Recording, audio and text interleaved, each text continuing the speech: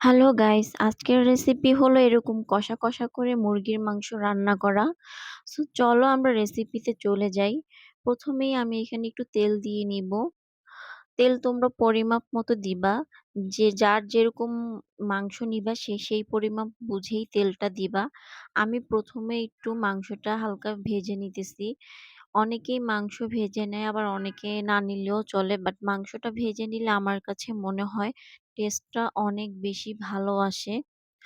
এখানে আমি হালকা ডুবুলি তেলে একটু মাংসটা ভেজে নিয়েছিলাম। তারপর আমি এখানে সেই তেলেই পেঁয়াজগুলো দিয়ে নিলাম। এক্সট্রা কোনো তেল আমি আর এখানে এড করিনি। প্রথমেই আমি একটু বেশি করে তেল দিয়ে নিয়েছিলাম যাতে ওই তেলেই আমি পুরা রান্নাটা কমপ্লিট করতে পারি। এখানে পেঁয়াজ আমি কিরকম পরিমাপ মতো নিয়েছি, ১ কাপ পরিমাপ পেঁয়াজ নিয়েছিলাম। তোমরা তোমাদের মাংসের পরিমাপ বুঝে পেঁয়াজ ইউজ করবা। অনেকে বেশি পেঁয়াজ খেতে পছন্দ করো, আবার অনেকে কম পছন্দ করো। বাট মুরগির যদি কষা কষা করে রান্না করতে চাও সেখানে একটু বেশি পেঁয়াজ দিলেই টেস্ট ভালো আসে। এখানে আমি আদা, রসুন, জিরা বাটা সব মিক্সড করে একসাথে দিয়ে নিলাম। মসলাটাও আমি পরিমাপ মতো দিয়ে নিলাম। এখন মসলাটা দিয়ে আরেকটু কষা কষা করে রান্না করতে হবে।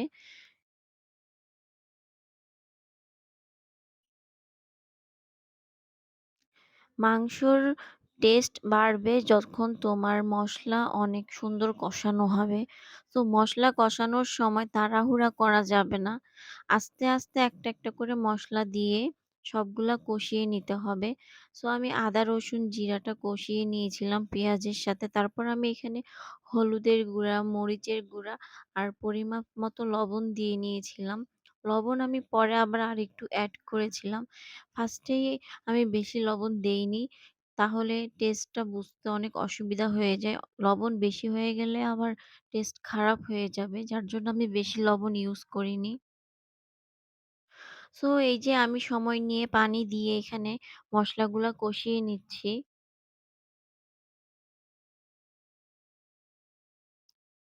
অনেক সময় নিয়ে আস্তে আস্তে মসলাগুলা কষিয়ে নিতে হবে। তারপর আমি এখানে কিছু এই যে আরো কিছু মসলা এড করে নিলাম। কি কি মসলা দিয়েছি সেগুলো তো তোমরা দেখতেই পেলে। এই মসলাগুলা কষানোর সময় দিলে মাংসের ফ্লেভার আরো অনেক বেশি ভালো আসে। এই যে দেখো আমার মাংসগুলো এখন আমি দিয়ে নিলাম। কারণ আমার কষানো হয়ে গেছে মসলাটা। মসলা থেকে তেল বের হয়ে চলে আসছিল। যার জন্য আমি এখানে আমার ভেজে রাখা মাংসগুলো দিয়ে নিলাম। ভেজে রাখা মাংসগুলো দিয়ে এখন আমি মসলাটা আরো ভালোভাবে কষাবো। ভালো করে মসলাটা প্রত্যেকটা মাংসের ভিতরে ভিতরে যাতে যেতে পারে, তাই আমি অনেক ভালো করে নাড়িয়ে নাড়িয়ে কষিয়ে নিচ্ছি।